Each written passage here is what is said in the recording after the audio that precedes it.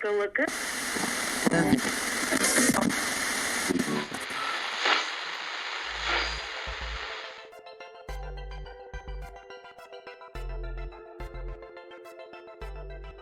Welcome back to 66.6 Cryptid Counselor.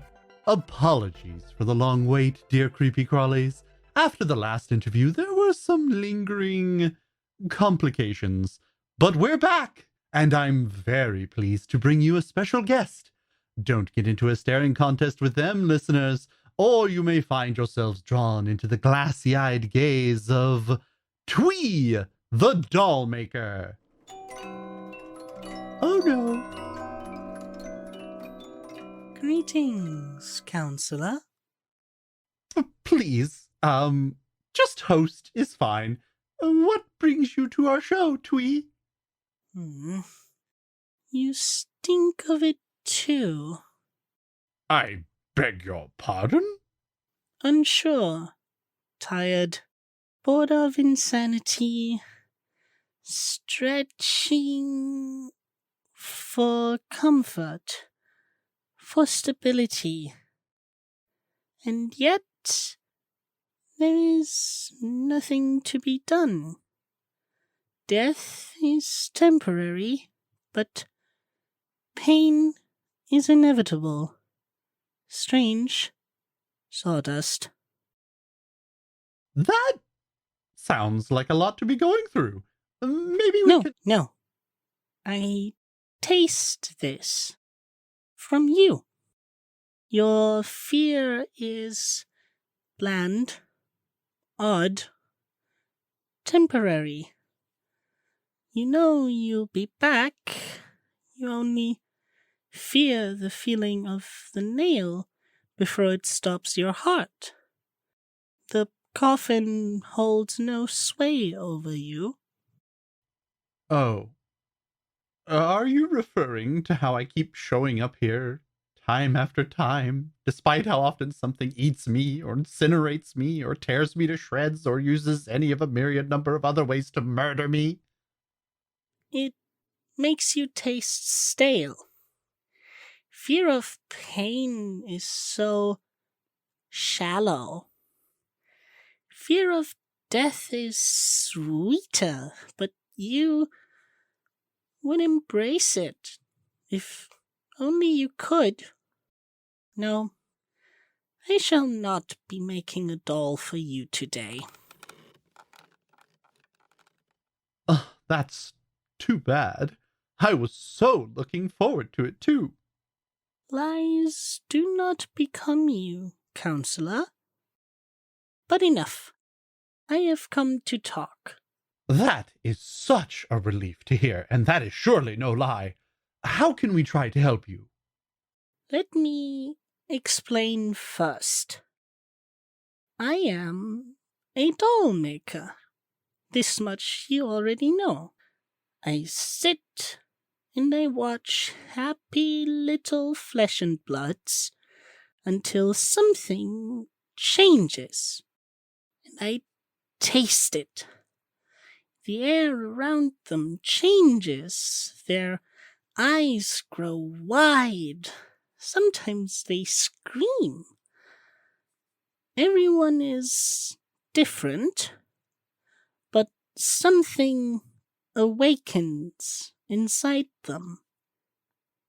Fear. Delicious fear.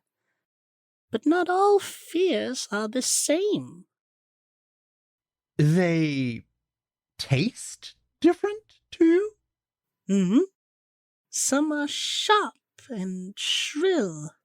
Some are deep and dogged. Every fear is just a little bit different. I see a woman scared of spiders, dreams of being caught in a web, wrapped up and poisoned, drained of all her life. Reminds me of a past guest. I look and I taste until the feeling is memorized. Then I start to spin I weave a body of cloth, long legs, black and hairy, very fine hairs. They catch the breeze and give a tingling sensation. Or so I've seen. Fangs of ivory, glistening with venom, many eyes, shiny and empty. Once my doll is done, I leave it for them to find, and they always pick it up. What happens then? The doll eats it up, takes it all in, becomes drenched in the scent. The longer they look, the better it tastes. Some take it home, some run away, but I always pick it up later and put it on my shelf. I have many shelves with so many smells. Wait, what happens to the person you gave the doll? Sometimes their fear is stronger, sometimes lesser. I cannot. The doll is not for them.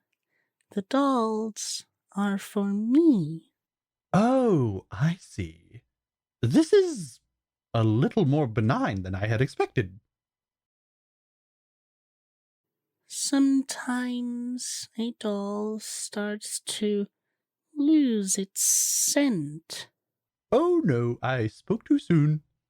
So I send it back to the one who so graciously gave off their scent. And they remember, and they fear, and I pick it up again until I need to find another home for the doll. And then I find someone with a scent like the first's. It's a fun game, counselor. I need the fear. Lovely. What happens if they destroy the doll? I do not let anyone destroy the dolls. I see. I am very good at making dolls. I've been doing it for a long time. Even replaced my blood with stuffing and my bones with wood. As long as I keep repairing myself, sewing the breaks and oiling the joints, I can keep doll making. But there are problems. Ah, we come to it at last. What's troubling you? There are two ways a scent can be off. I have found a time or two before someone whose fear was rancid. It sat for so long, it's become rotten. They are no longer truly afraid, but have dreaded for so long that they welcome the chance at release. Death is a friend whom they long to see. Like you, counselor. No point in denying it, I suppose, for one as keen on emotions as you seem to be. You are far from the only one. The more these flesh and bloods know, the less they fear and dread. The stench isn't sharp. It isn't satisfying. If I made a doll with that smell, it would be a trash doll. I would keep it far away from the others. It is no fit scent for me. You said there were 2 problems. I pride myself on my work, Counselor. I have long known how to make the best dolls for the best scents. But now, I must watch many before I make anything. And it is getting harder to keep the old dolls ready. I must search far and wide before I can fix even one doll. And 2 more have gone stale meanwhile. I cannot keep up anymore. Counselor, I have made bad dolls. Bad dolls? Whatever do you mean? They are ineffective. These creatures are harder to read this batch. They are changing faster and faster, more so than in all my doll-making days. I can barely keep up, and I've made a few failures. These dolls receive nothing at all, or something I don't need. I've brought them with me to show you. Oh, that must be what the sack is for. I was worried. Yes. Why are you worried? I'm not a sack monster. I'm a doll maker. My mistake. This is Lila. Oh, it looks like a barista, complete with coffee cup and apron. A barista? Is that what they're called? It was making hot and cold liquids for the flesh and bloods. Most didn't seem to mind it. Welcomed it, in fact. But I saw one. All the signs were there. The scent was fresh and pungent. Fear of loss, I thought. It was sweet, but distant, far off, almost hard to find. But I found it. Not much, but I was desperate. I made this doll, little porcelain cup, nylon covering. I don't like new material often, but I thought I would try it. I wanted it to be shinier. Matches the look of this apron, you called it? They had trouble looking into their eyes, so I worked especially hard on those. Very lifelike, you can see. I'm having trouble making eye contact with it as well. But when I set Lila down, there was nothing. Nothing! It irritated me. They are fine craftsmanship. I can see why you would be disappointed. Lila is very unnerving. Thank you. I may have an inkling about what's going on, but let's see the others. They may be able to help me come to a solid conclusion. Very well. This is Orange. Orange? It looks like an anthropomorphic phone. Phone, yes. It is made to look like a phone. I heard one of the creatures say something about apples and oranges. Some phones are apples. I don't know why. This is an orange. All my dolls are close, but not there. A little off.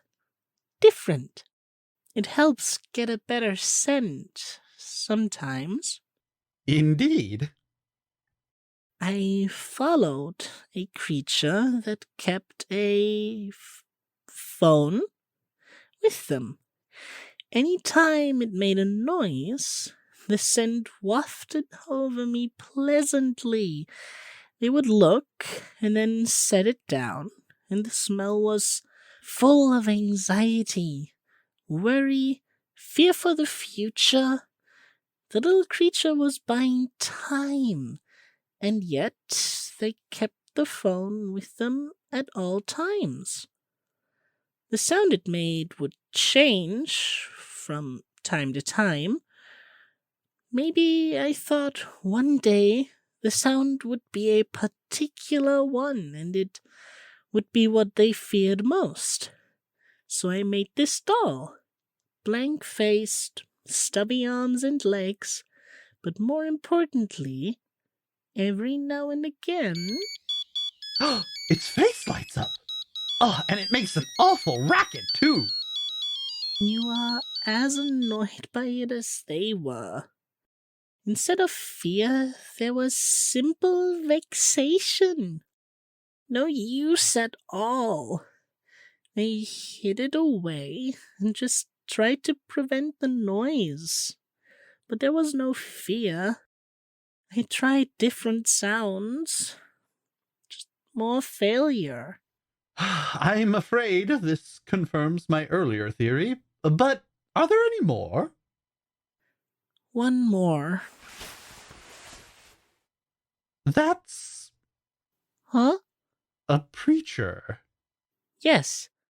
It's got a little book and says things. See? God hates you. Hellfire awaits. That makes them afraid, sometimes. I had to be stern with one flesh and blood when they tried to burn this doll. They were so angry, even I did not stay long. Anger is no use to me. There's a lot to unpack with this one. It is already unpacked out of the sack, Counselor. No, that's not what I mean. I mean that... let's see. All right. Twee, I think I understand the problem that you face. Go on, Counselor. As the flesh and bloods, as you call them, have developed, they've started to be less and less afraid of everyday things, the corporeal things. Their fears are now also developed and have become related to their social structures. Social? Humans, flesh and bloods, however you want to call them, have an intricate, invisible web now that binds them together. It has expectations and duties for them to perform. You've seen how humans run around, worried about things like food or water. They are busy, like little bees, many times. Exactly. But now there are unseen constraints, which are, in their minds, just as important as their sustenance. Let's look at your dolls for examples. Lila here. The person you were offering the doll to wasn't afraid of the barista. But I caught the scent. What was it? It's hard to say precisely without being there, but I imagine they had some form of social connection to that particular coffee brewer, or wanted one. There was something that they were worried would be denied, an infatuation, or perhaps they were intimidated by their presence. These feelings can get really tricky. Social infatuation? These are foreign words to me. Let's move on to, Orange, the phone. This might be a little easier. Part of the social construct comes with ties you don't necessarily want to have. Some humans are undesirable to speak with, and yet they will try all the same. Maybe it's business, or a family member you'd rather not talk to, but humans use these phones to talk to each other, and they nowadays can look at the front to decide if they want to or not. Oh. If the person calling is undesirable, that can lead to feelings of fear or apprehension. That momentary drop where you wonder who it is, and then the solid plunk of realizing it's someone you don't want to speak with. What decides if it's good or bad? That is very much up to each individual flesh and blood. There are as many reasons as there are humans.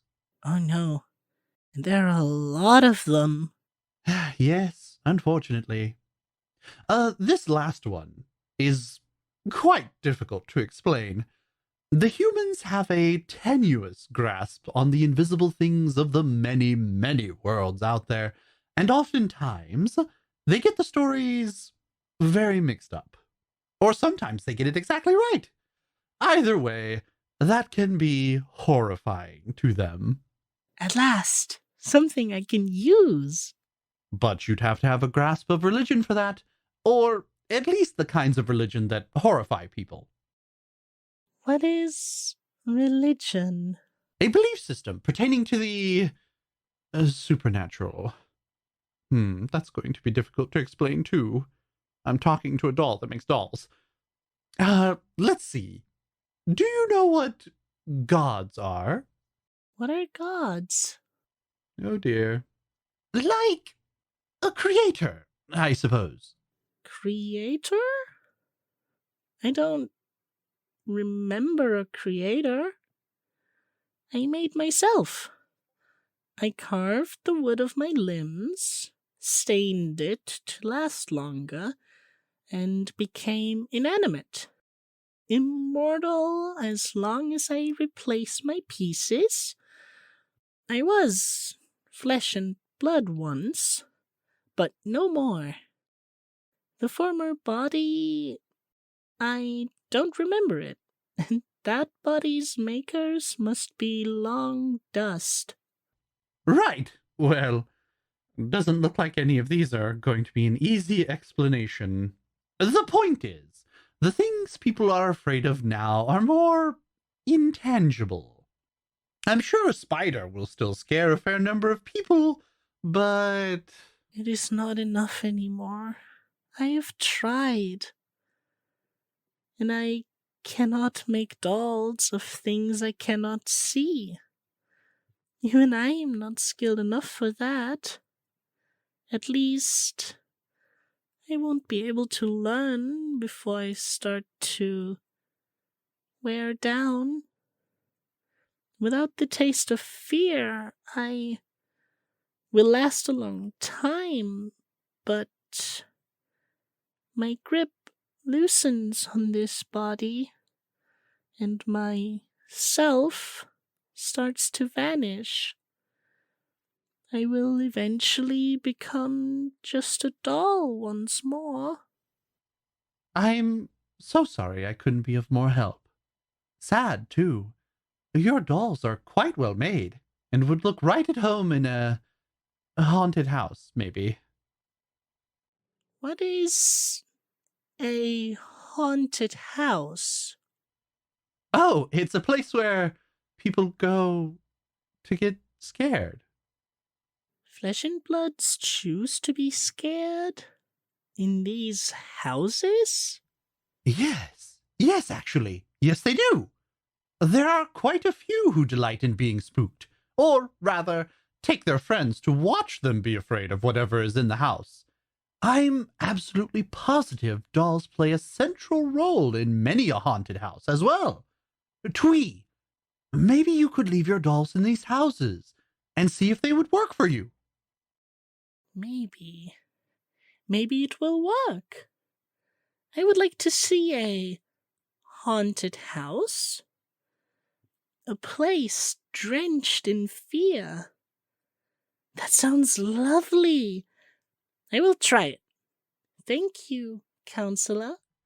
No problem. I hope it works out for you, I will leave you orange. In gratitude. I cannot use it anymore anyway. It is a bad doll. Goodbye. Well, that could have gone a lot worse, I suppose. A lot worse. Well, I hope you enjoyed that, creepy crawlies. And until next time... Oh, for void's sake. How do I shut this thing off? I can't break it, or Twee might do something about it. Let's just put it in here. Come on. There we are. Until next time, I'm your host.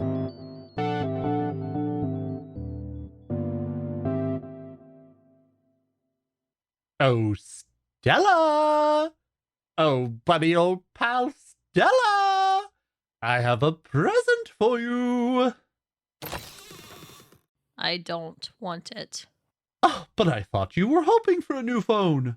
You know I'm back there listening to you this whole time, right? I didn't think for a moment you paid any attention. I'm flattered. Was that sarcasm or the siren song? I can break your neck again to find out either way. Who is my next guest? Boss?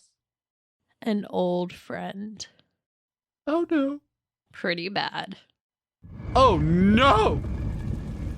Are you the counselor? Yes. Pretty bad. Have problems. Ask counselor for help. Oh. Pretty bad. Have daughter. Daughter like knitting. Pretty bad. Destroy knitting by accident. Pretty bad. Feel like self. How fix? Well, let's see what we can do for you, big fellow. I'm sure there's some fireproof board games around here somewhere.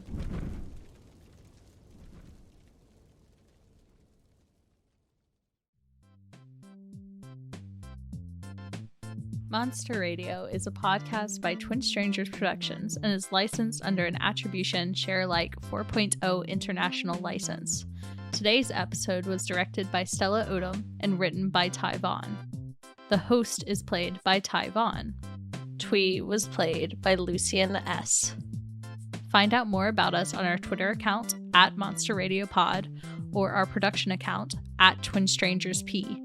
New episodes every other Thursday. And you can also watch our other podcast, Syntax, on the break weeks. You can find out more about that at syntaxpodcast.com. Thanks for listening.